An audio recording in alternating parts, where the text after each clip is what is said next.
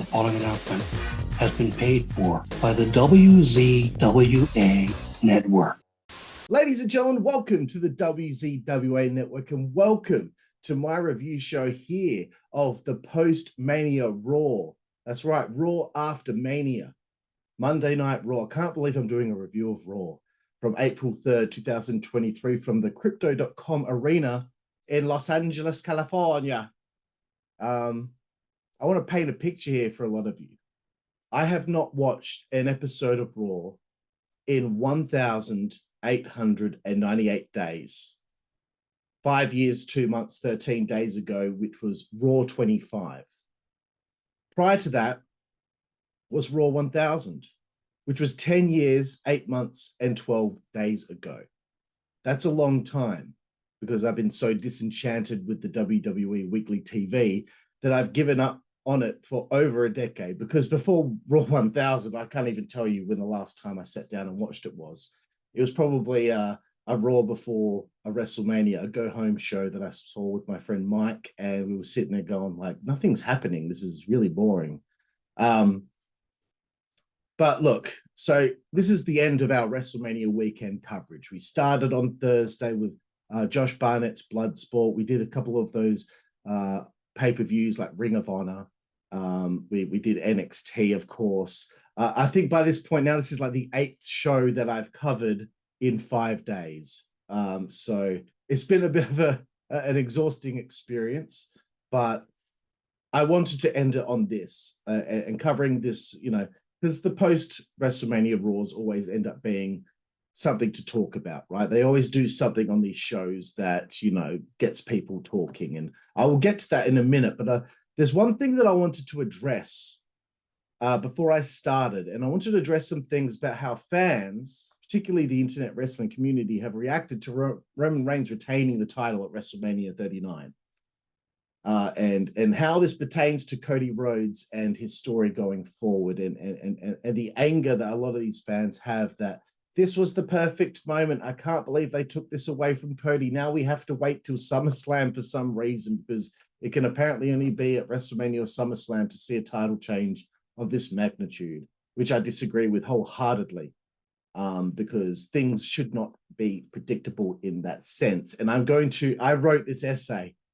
So I don't know how long this review is going to be, but this essay that I've written here, I've spent some time doing some research, and I want to try and help wrestling fans out there understand why something like this works, and why in the past a lot of angles as it pertains to baby faces in WWE have not worked, and why now finally I think they're getting the formula correct.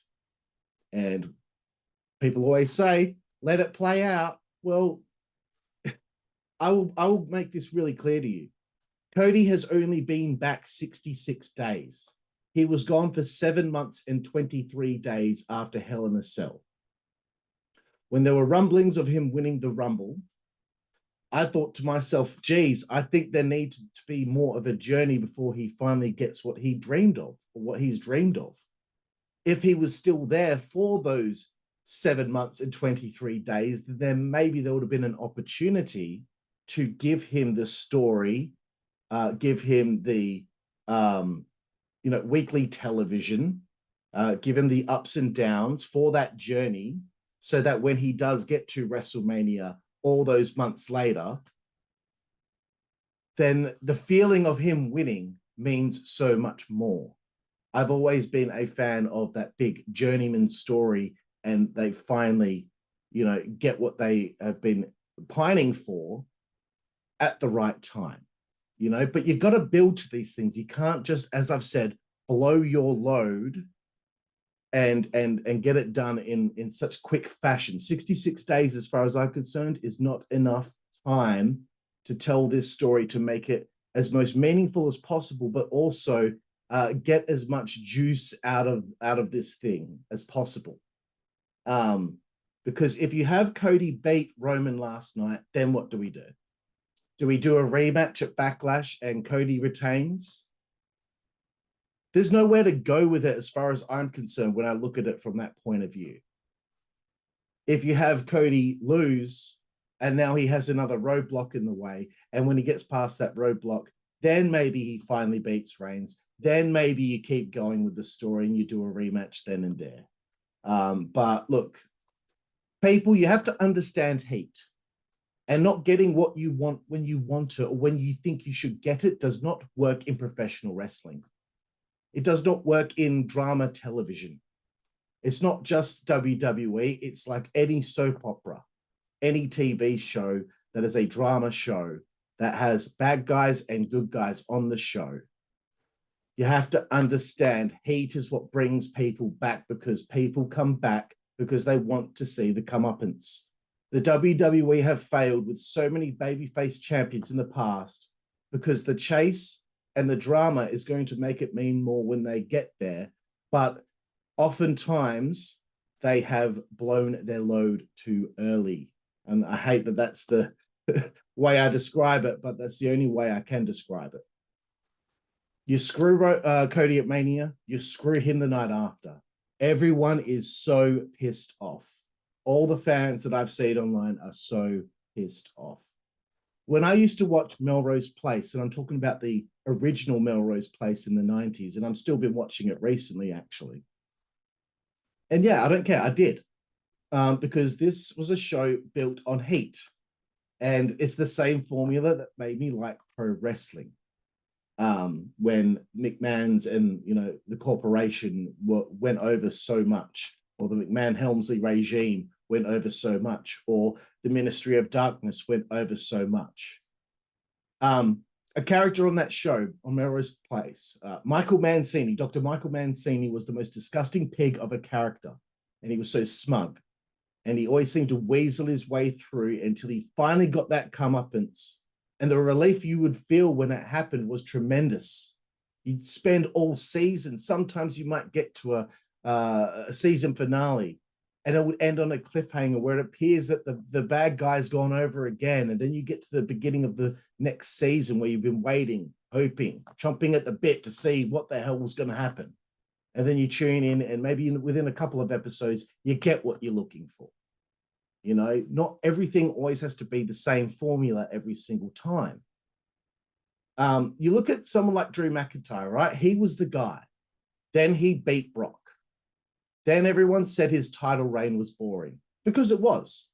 Because everything felt so predictable. You knew who he was going to be beating. You knew this guy wasn't going to be beating him here. And then he was no longer the champ, and it was no longer his time, and now he's back in the upper mid-card. Big E's run as champion was, to be honest, a little underwhelming. They didn't do right by his story. Kofi's title reign, again, they had something that was really working, but then they didn't really know where to go with it, and I think it only ended after like 110 days or something like that. If you remember Seth Rollins' run as a crowd-pandering babyface, very soon into that, fans started to turn on him because it was boring. It was like Bret Hart back in the, what was it, 96? The fans were starting to boo him and he was like, they want me to turn heel. I guess fans can get bored seeing the good guy save the girl and untie her off the train tracks before the train hits her. That's just an example that he gave, Sometimes people get bored of that. That's why someone like an anti-hero like Stone Cold Steve Austin worked so much, because he was a bad guy that went after the bad guys. It's proven through history that fans get bored when the good guy always wins. Look at John Cena. Seeing him lose back in the day was like seeing Halley's Comet. I got sick of it. That's probably a big reason as to why I stopped watching. I stopped watching because I was bored with John Cena. I didn't want to keep seeing him win. Everything was just so predictable. Fans don't understand. They get manipulated into feeling angry about a heel champion or heels going over. Heels not getting their comeuppance often enough, because you want that dopamine hit, right? Fans want that immediate satisfaction. Fans are impatient. They can't handle being forced to endure seeing somebody that they've been conditioned to not like succeed. That is what the point is. I didn't like seeing Dr. Michael Mancini go over constantly on Melrose Place. I hated the character. He was so smug. But then when it happened, it felt good. WWE haven't got a lot of things right for a long time. But they are getting this right so far, because this is how it works.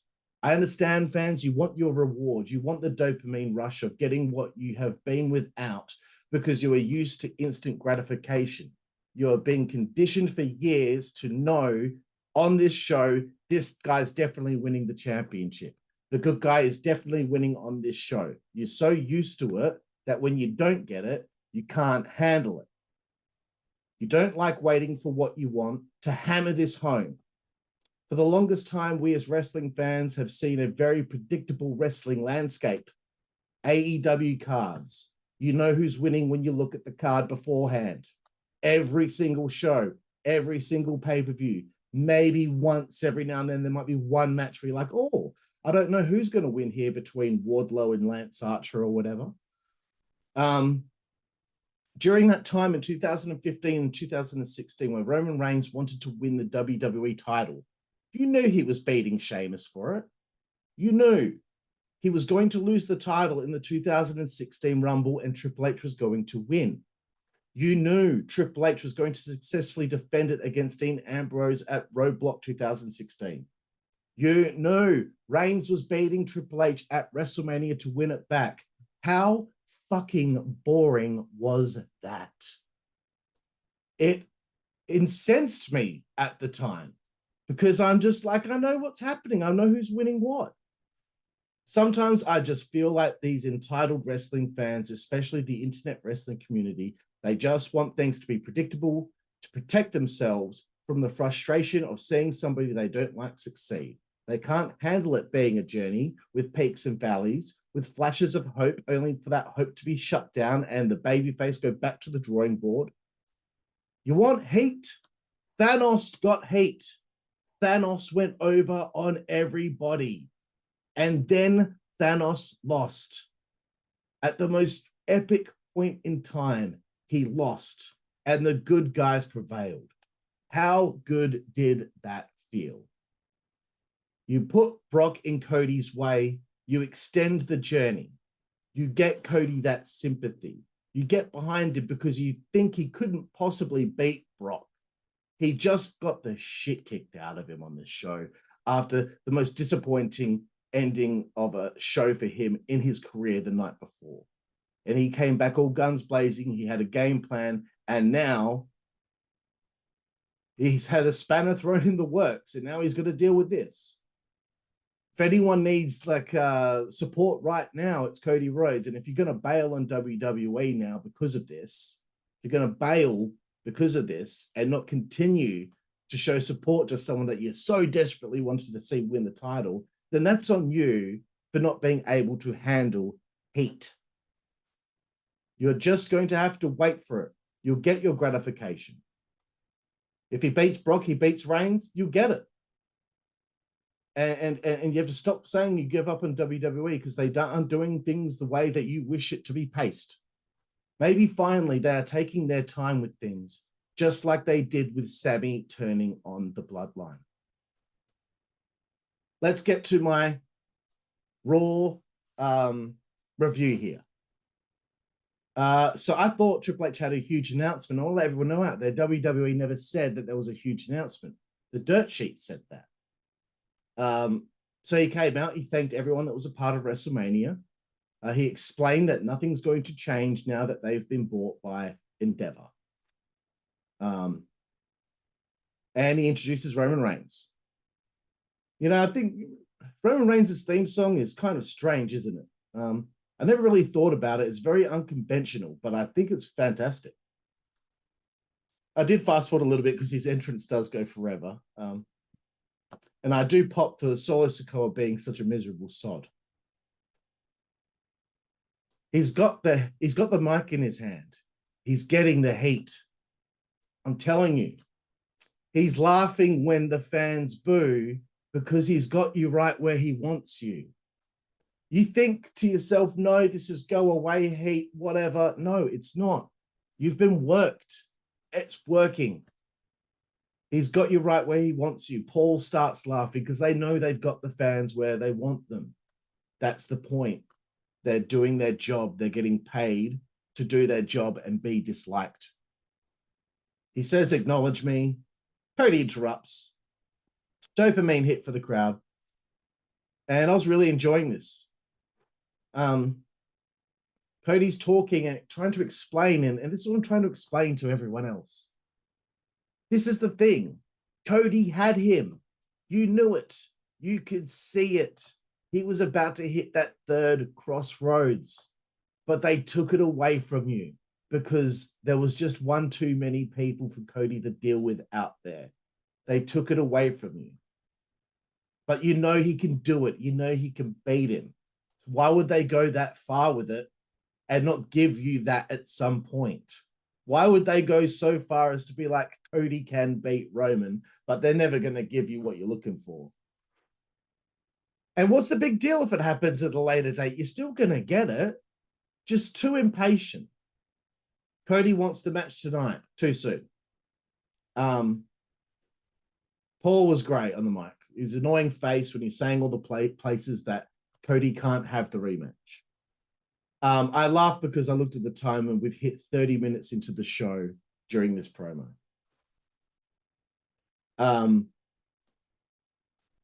Then Brock Lesnar's theme song hits. And I was like, what the fuck is this about? I started laughing, cackling really, when Brock's at the entranceway and he's lifting his cowboy hat in the air with a big smile on his face. And Brock's going to team with Cody later on for the tag team match against Solo Sikoa and Roman Reigns later on. I'm going to give some props to Kevin Patrick. I think he's a good play-by-play commentator, and he probably should have at least got a couple of matches over WrestleMania weekend. Out comes Omos for the first matchup on the show that I think only went 4 minutes or something. And you know what? Omos has got a great theme song too. Elias's theme hits, and I think to myself, poor Elias. You know, I'm talking about all these great things WWE are doing right now, but they have not done right by this guy. He doesn't even get to play guitar and sing on the way to the ring anymore. I don't know what they're going to do with him. It was a big squash win. Omos needed it, but I just feel terrible for Elias because I wonder what it is that he's done so wrong that led him to be such a non-factor in the company. Maybe they need to put him in NXT and reset him again, but someone behind the scenes there does not buy into what Elias is selling, and I think it's a shame because I think that guy could have been one of the top, not the tippy top, but he could have been a top guy in WWE. The Usos rock up at Roman Reigns' locker room door. Paul sends them off to the jet, and they get denied seeing the tribal chief. There's a Hall of Fame recap. Then we get a little Bad Bunny interview at ringside, and we mentioned that the next pay-per-view Backlash is in Puerto Rico. And then out comes Rey Mysterio. More Mike stuff. Mike worked from Rey Mysterio. I was laughing because we were nearing an hour in, and there was only one match, and it was a squash. Austin Theory interrupts. And, you know, I was thinking, oh, they're going to feud. I thought Rey might feud with the Judgment Day and continue the story with Dominic, my son. I thought Theory, he's doing good. He's getting good heat too. A lot of people go, oh no, I just don't know. No, he's working here. We get a match between Rey and Theory, and man, this is what I complained about with AEW. A commercial break during it. There was a commercial break between pretty much every match on this show, unless it was a squash. I've never been a fan of the mid-match commercial break. I don't care if it's in picture-in-picture. AEW, WWE, I would honestly tell you, don't do it, please. Ray's still great at his age. You know, he had a great match at WrestleMania. Now he's having a good match here with Theory. Dominic gets involved. He gets clocked by his father. Then Austin Theory beats Rey. Good stuff. Keep getting Austin Theory over. That's good. Here comes Bad Bunny. The way Dominic's looking at him as he steps up to him, he's just such a little shit. And he got clocked by Bad Bunny. Then Priest, obviously Damian Priest, the bigger guy, he has his past with Bad Bunny. He drops Bad Bunny, and then he proceeds to fuck him up. Bad Bunny gets chokeslammed through the table. Loved it. And then Dominic quickly gets to the ring and stomps his father a couple of times like a little like a parasite that he is. Backstage, Adam Pearce is yelling at Damian Priest, which they should. Someone should get reprimanded for hurting the guy who's going to be hosting the next pay-per-view in Puerto Rico. Moving forward, Kevin Owens and Sami Zayn come out, and I'm just like, oh, more mic time. They're going to celebrate. I immediately thought Stone Cold was coming out with some beers. Silly me. No, they want to have a fight, and the Street Profits, they are the ones that accept the challenge after winning the WrestleMania Tag Team Showcase 4-way on day one. So I saw some people already complaining, like, I can't believe the team that was the first contender, they've already lost like, dude. I think fans just want to complain about everything. I don't think it's a big deal that they lost here. To be honest, I didn't want the Street Profits to win that match in the first place. So I was expecting some kind of surprise or debut here, but didn't get it. And again, a big complaint. I just have Corey Graves yelling, and if he's not yelling, he's almost yelling. Is it Jimmy? The commentator? Shit, I forgot his name. Unbelievable, I forgot his name. But whatever the commentator's name is he the play-by-play guy or not? Kevin Patrick, not Jimmy. That's Jimmy Smith. Yeah, Kevin Patrick. Sorry, I had to pause then because I had to cough.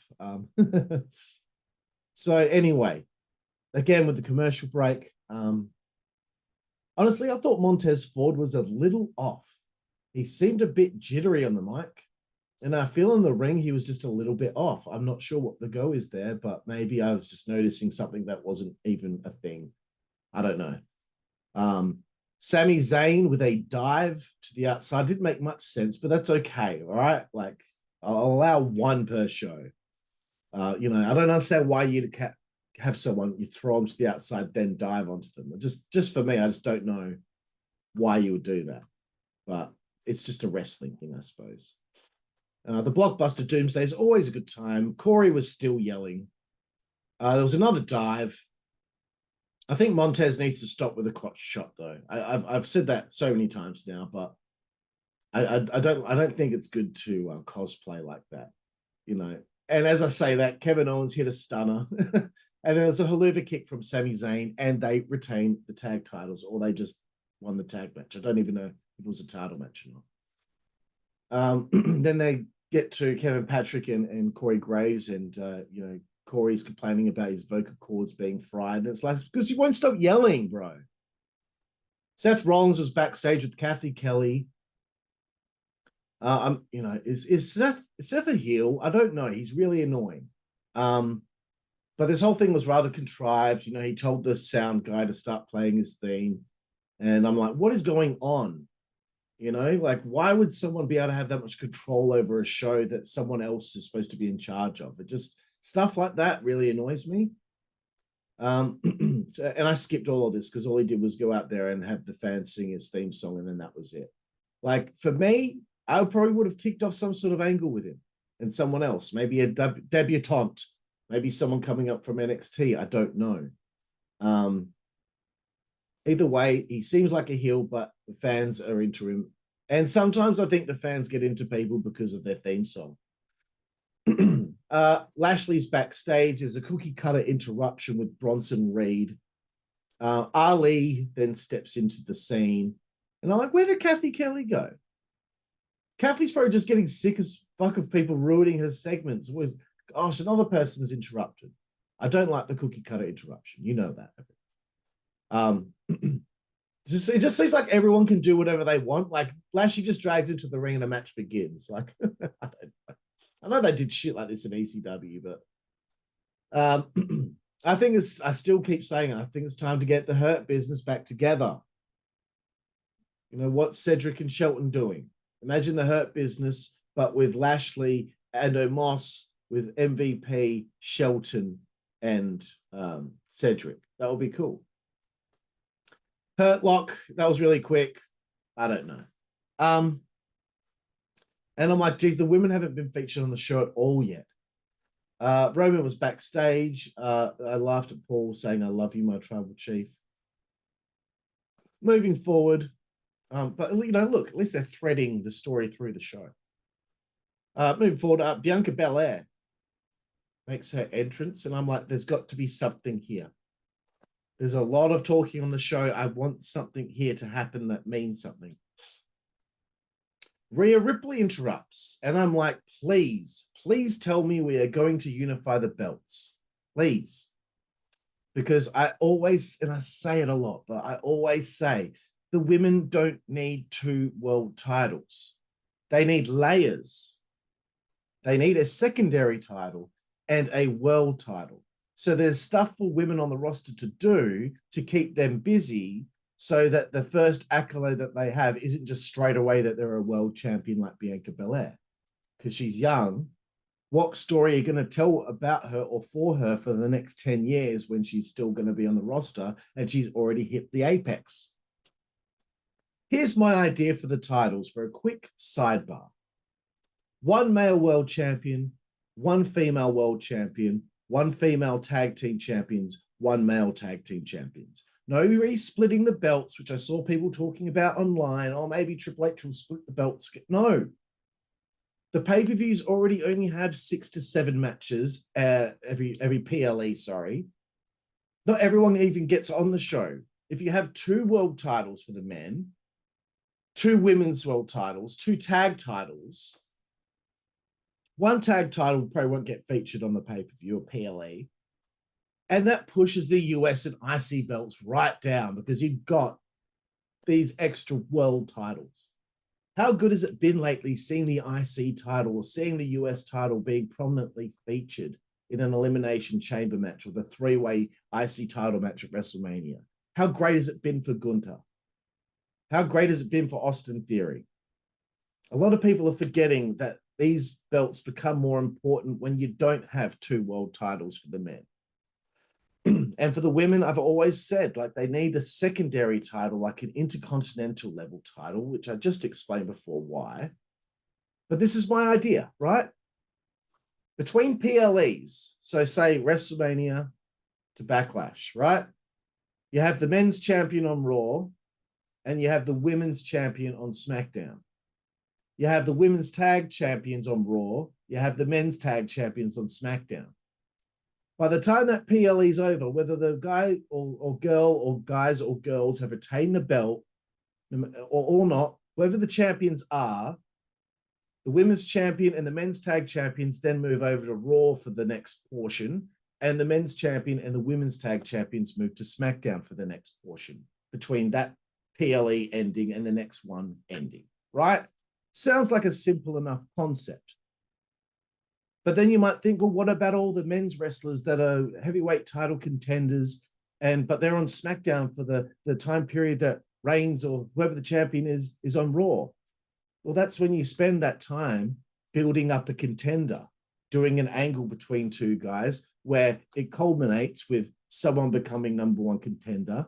Then the champion moves over to that brand at the end of that PLE. And what do you know? They've got someone there waiting for him. They've got an angle already waiting for him. That's just an idea that I had. You can do the same thing with the women, and that also gives the opportunity for the women's tag titles to actually start getting featured if there's no second men's tag titles, which we do not need. We don't need 2 tag titles.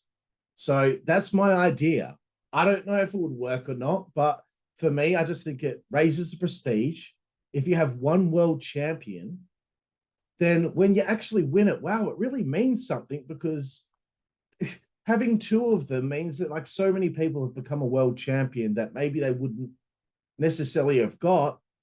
But if you have 1, then God, how much more meaningful would it be? Like, I'm the only one, not that I just happen to be the champion of this brand. To me, it doesn't even make it feel like a world title, because how can it be a world title if only a certain amount of people can vie for it? Anyway, let's get through this. I'm sorry, but I just wanted to explain that idea. So then I was like, oh, why is Cutie coming out here with Raquel Rodriguez? It's a tag match. Liv Morgan and Raquel Rodriguez take it on Damage Control Winning tag team gets a shot at the belts next week on Raw against Lita and Becky Lynch.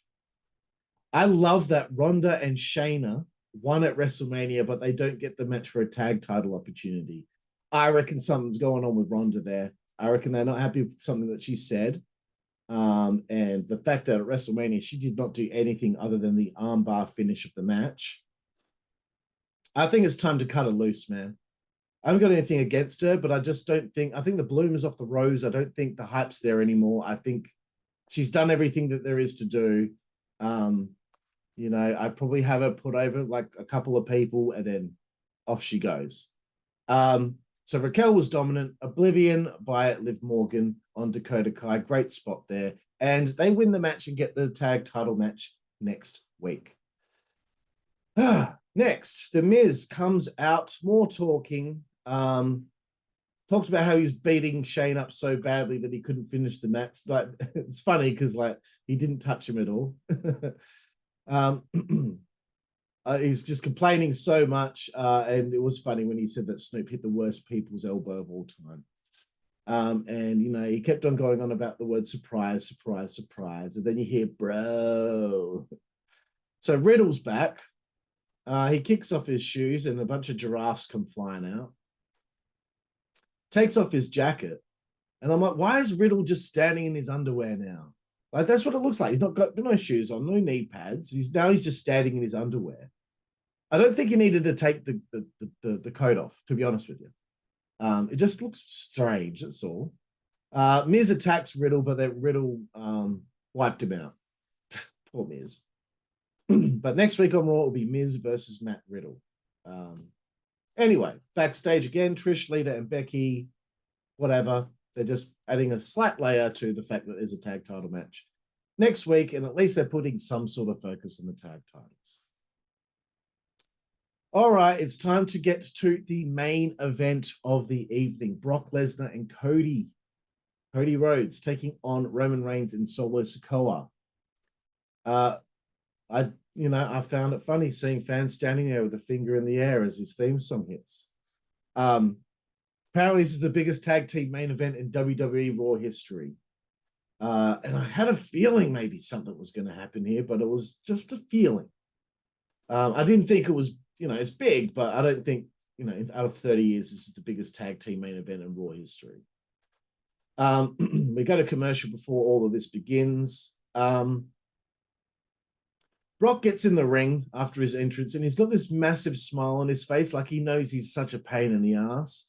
And then, he knew being there was really annoying Roman, the character, because he's such a thorn in his side. And there's a camera that switched to Roman, and he was just shaking his head, just like, off already. Like, leave me alone. Good stuff. So I like those little bits of details. After ring announcements, there were 9 minutes remaining in the show. Then all of a sudden, Brock attacks Cody. And I wrote, I had a feeling this was too good to be true. I had a feeling Brock wasn't going to wrestle. I didn't know where they were going to go with it if there was a match here. So no security or referees for a portion of time here. But look at the sympathy this is putting on Cody, getting brutalized when he's already copped so much shit. After what happened at WrestleMania, and for this to happen the next day, the character probably just can't believe what is going on right now. Like, he's really, he's going through the hard yards. This is the school of hard knocks here. If he wants to be the man, he's going to have to deal with all this crap. And I was laughing because like he was getting belted with the chair. And I was laughing because I'm like, what did he do to deserve such a callous beatdown? Obviously, Brock has had enough messing around, and he's decided to target Cody here.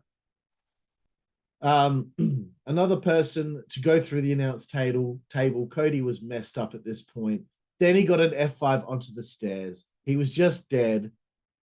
Loved Brock leaving the ring, and then he wasn't done. You knew he wasn't done. He got back in there. He fucked him up with a chair. If it were me, you know what? I would have got Lesnar to actually also pull out a wooden table and F5 him through that. I don't know why.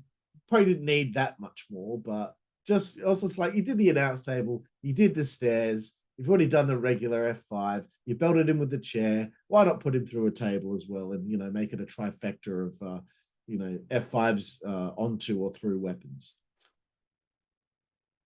So Cody was messed up. There was a great shot in the crowd of a lady just in the crowd, just very concerned. And you could see the fans laughing because of the reaction. Fans with hands over their mouths. They couldn't believe what they had just seen.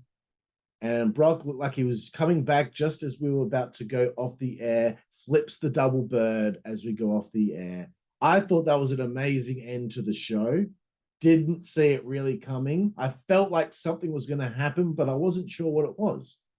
See, that's what I think the good thing is here. It's like someone out there is going to be like, it was a swerve for swerve's sake. Just like Roman beating Cody was a swerve for swerve's sake, apparently. But if Cody won last night, what would have we done here tonight? We've had a little celebration. Would have he just started to kick off an angle with another wrestler on the roster that happens to be a heel? And, well, Cody's probably not going to drop the belt in his first title defense at the next pay-per-view. So that's a foregone conclusion. How about we do something like this? How about we do something unexpected? How about we get people talking? How about now people be like, I wonder what Cody's going to do next week to try and get that one back over on Lesnar. Hopefully they've come up with something. Because you have 52 weeks of television to fill a year. Not just that, but you have all these PLEs throughout the year. You have to extend things because you need that content through the year. You need something to work towards. You can't blow your load too early on certain things.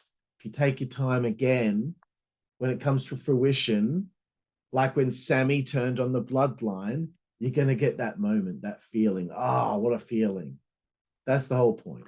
So thank you all out there for joining me here for my essay on why Roman going over was good and why Cody chasing the belt for longer is good. And also my Monday Night Raw post-WrestleMania Raw review here to end our WrestleMania weekend coverage here on the WZWA network where the shit's fucking at. Thank you again. I'm Karlifornia, and we will see you down the road. Thank you. Network, that's the way we play. Good God Almighty. Network, that's the way we play. Get puppies. Network, that's the way we play. Get. The following announcement has been paid for by the WZWA network.